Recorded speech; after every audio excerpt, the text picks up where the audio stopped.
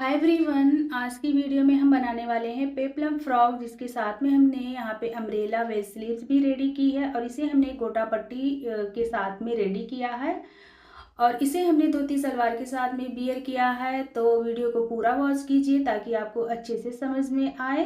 बहुत ही खूबसूरत सा फ्रॉक हमने बनाया है। तो चलिए यहाँ पे फटाफट से हमने जो फैब्रिक ले लिया उसे हम बता देते हैं।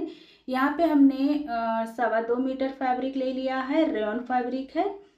इसे हम सबसे पहले इस तरीके से ओपन करेंगे और यहाँ पे हम फ्रॉक के लिए टॉप पार्ट कटिंग करेंगे। तो उसके लिए हमने इसे विड में फोल्ड कर दिया है और इसे हम मेज़र कर लेंगे। तो यहाँ से हम देखिए इसकी लेंथ ले लेंगे और लेंथ हम इसकी ले लेंगे 15 इंच। 14 इंच की हमारी टॉप रेडी होगी। 1 इंच हमने यहाँ पे मार्जिन ऐड कर दिया है, तो 15 इंच पे हम यहाँ पे इसकी लेंथ ले लेंगे और उतना फैब्रिक हम यहाँ से कटिंग करके निकाल लेंगे।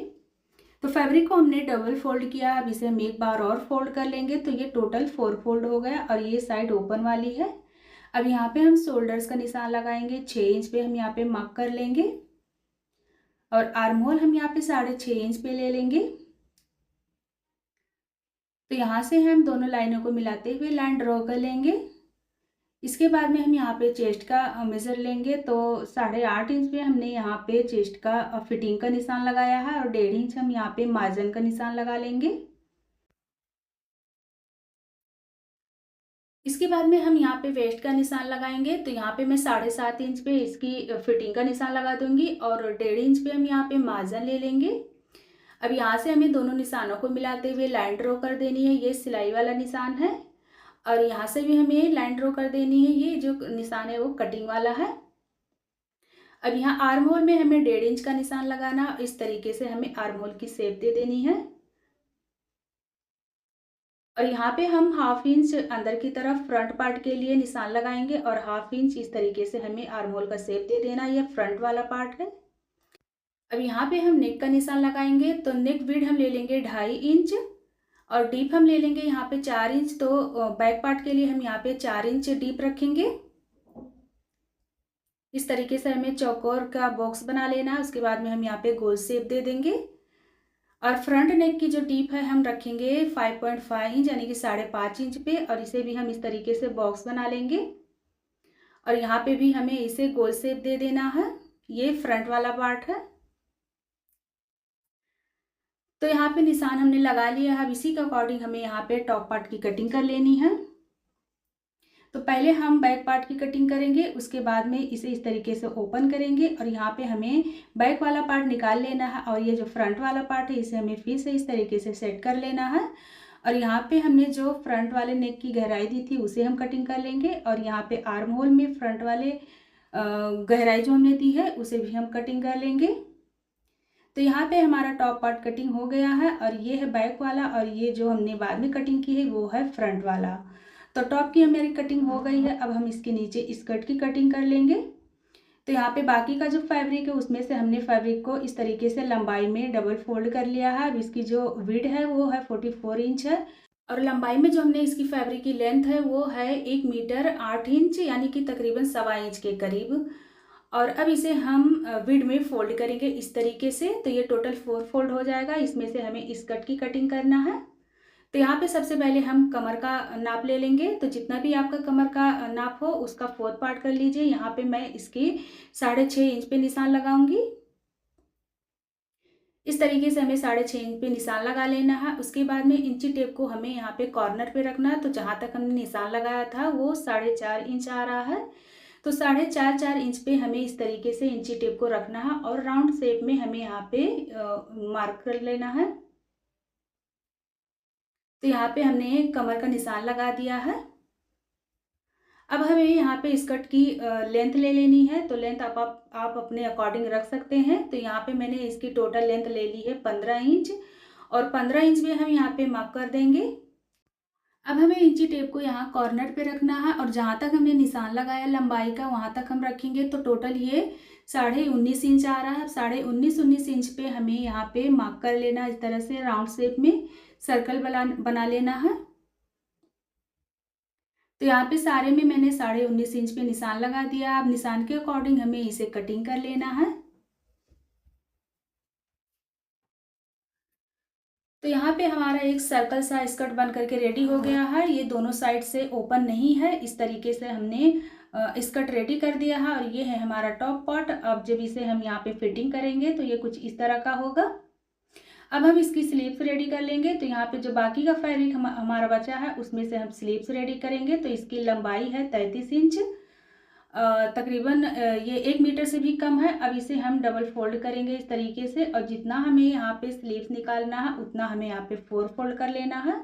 और यहाँ पे हम उतना फैब्रिक निकाल के रेडी कर लेंगे। तो यहाँ पे मैंने फैब्रिक को 4 फोल्ड करके बिछा लिया है।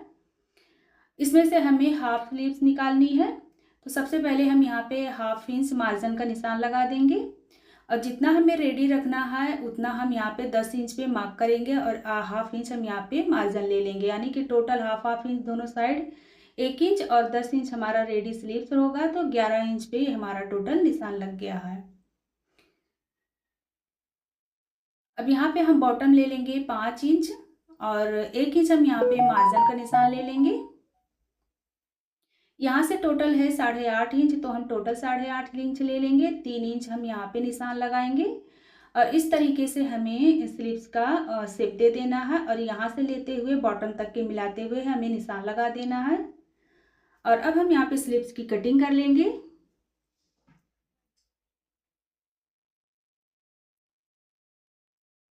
तो कटिंग करने के बाद में यहाँ पे हमें सेंटर में कट्स लगा देने हैं। इसके बाद में इसे हमें ओपन कर लेना है, और फ्रंट वाले साइड में हमें दे देनी है गहराई। तो यहाँ पे हम 1/2 इंच की गहराई दे देंगे, और यहाँ पे हम निशान लगा देंगे। तो स्लीव्स हमारी रेडी है। अब इसके लिए जो हमने वेल स्लीव्स बनाई है, अम्ब्रेला कट जो, उसे हमें कटिंग करना है। तो बाकी का जो फैब्रिक बचा था उसे हमने डबल फोल्ड किया है। अब इसे हमें विड में इस तरीके से फोल्ड कर लेना है। इसमें से भी हमें स्कर्ट की तरह कटिंग करना है। तो सबसे पहले हमें यहाँ पे 2 इंच इस तरीके से, और 2 इंच इस साइड से हमें निशान लगा लेना है, और 2 इंच सेंटर में निशान लगाना है। और इस तरीके से हमें राउंड शेप में निशान लगा देना है। अब यहाँ पे इसकी लेंथ जो हम ले लेंगे 14 इंच। तो यहाँ पे 14 इंच पे हम निशान लगा देंगे, और जैसे जैसे हम आगे निशान लगाते जाएंगे 1/2 इंच हमें कम करते जाना है, यानी कि 14, फिर 13.5, फिर 13, फिर उसके बाद में ऐसे ऐसे हमें 1/2 इंच कम करते हुए निशान लगा लेना है। और अब हम इसकी कर लेंगे कटिंग। आप चाहे तो सर्कल्स में भी इसे बना सकते हैं, योर चॉइस। अब इसे हमें सेंटर में से इस तरीके से कटिंग कर लेना है। और ये हमारा 2 पार्ट निकल के रेडी हो गया है। दोनों स्लीव्स के लिए इस तरीके से हमने इसे कटिंग किया है। ये देखिए, एक स्लीव्स के लिए ये हो गया और एक स्लीव्स के लिए हो गया। तो दोनों स्लीव्स हमारे यहाँ पे कटिंग हो चुकी है। अब यहाँ पे चलिए हम स्टिचिंग बता देते हैं। तो सबसे पहले हम यहाँ पे फ्रंट वाले नेक की स्टिचिंग करेंगे। तो यहाँ पे हमने ले लिया है गोटा पट्टी लेस, और गोटा पट्टी लेस को हमें इस तरीके से रखना है, और इसके ऊपर हमें सिलाई लगानी है। तो इसके जो नोक वाली पार्ट है उसे हमें इस साइड रखनी है, और एक पैर का मार्जिन देते हुए हमें यहाँ पे इसे सिलाई लगा लेनी है। तो ये देखिए, यहाँ पे हमने सिलाई लगा ली है। इसके बाद में यहाँ पे हमने और एक कट की पट्टी ले ली है इस तरीके से, और इस पट्टी को हमें डबल फोल्ड करना है, और इसके ऊपर रखना है हमें, और सिलाई लगा देनी है। तो जहाँ पे हमने गोटा पट्टी सिलाई की है उसी सिलाई पर हमें इस पट्टी को स्टिच कर लेना है। अब इसे हमें कट्स लगा देने हैं इस तरीके से। तो यहाँ पे हमने कट्स लगा दिए हैं। अब हमें इस पट्टी को इस तरीके से अंदर की तरफ फोल्ड करना है। ये देखिए, जिस तरीके से आप वीडियो में देख पा रहे हैं इसी तरीके से हमें यहाँ पे नेक रेडी करना है। यहाँ पे हमें हल्का सा पाइपिंग छोड़ना है, और अंदर की तरफ फोल्ड करते हुए इसे हमें स्टिच करके रेडी कर लेना है।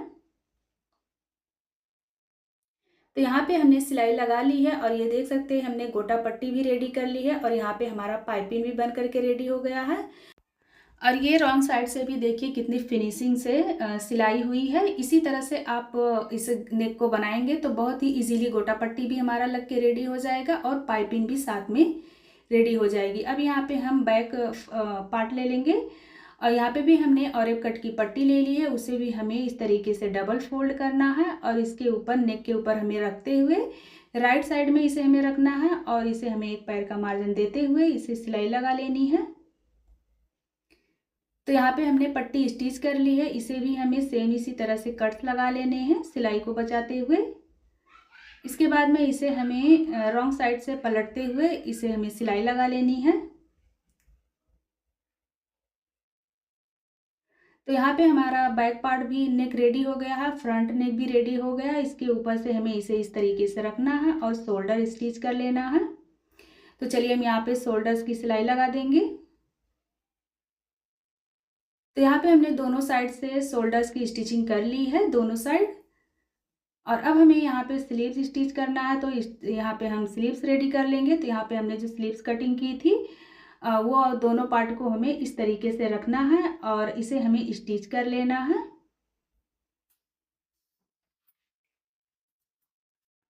अब यहाँ पे इसे हमने बीच में से स्टिच कर लिया है। अब यहाँ पे हमें इसकी किनारी पे लगानी है गोटा पट्टी। तो उसके लिए हमने यहाँ पे इस तरीके से इसे रखना है और हमने ले लिया है यहाँ पे गोटा पट्टी लेस। और इसे हमें किस तरीके से लगाना है वो आप ध्यान से देखिए। इसे हमें राइट साइड में पहले रखना है और फैब्रिक को इस तरीके से डबल फोल्ड करना है और इसकी किनारी पर हमें जो कॉर्नर है उसे छोड़ते हुए इस तरीके से हमें सिलाई लगा लेनी है। याद रहे कि हमें सिलाई राइट साइड में ही लगानी है। तो ये देखिए, अब इसे हमें रॉन्ग साइड में अंदर की तरफ पलटना है इस तरीके से और इसके किनारी पर हमें सिलाई लगा लेनी है। तो इस तरीके से बहुत ही इजीली गोटा पट्टी लेस अटैच होकर के रेडी हो जाता है।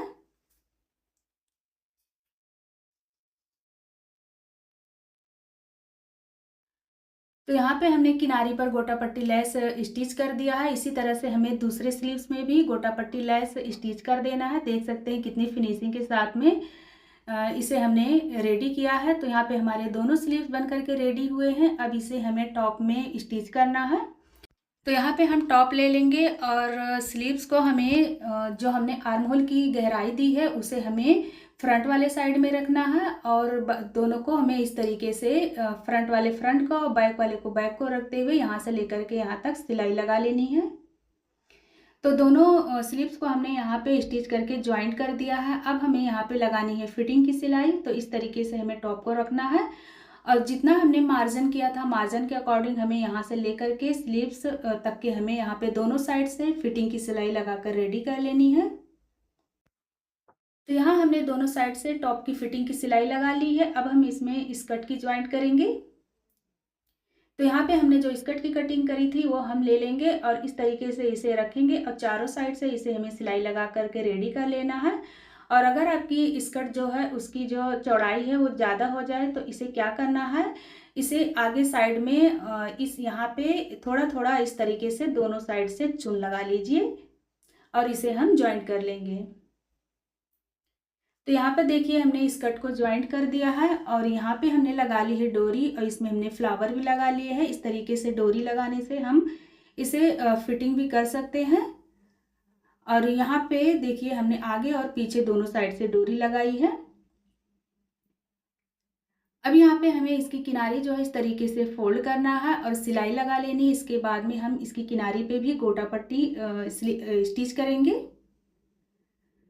तो यहाँ पे देख सकते हैं हमारी फ्रॉक जो है रेडी हो गई है। साथ में हमने यहाँ पे गोटा पट्टी भी स्टिच कर दिया है। बहुत ही खूबसूरत लगता है इस तरीके से ये पेप्लम फ्रॉक। और इसके साथ हमने धोती वियर की है, तो उसका वीडियो भी हम आपके साथ जल्द शेयर करेंगे।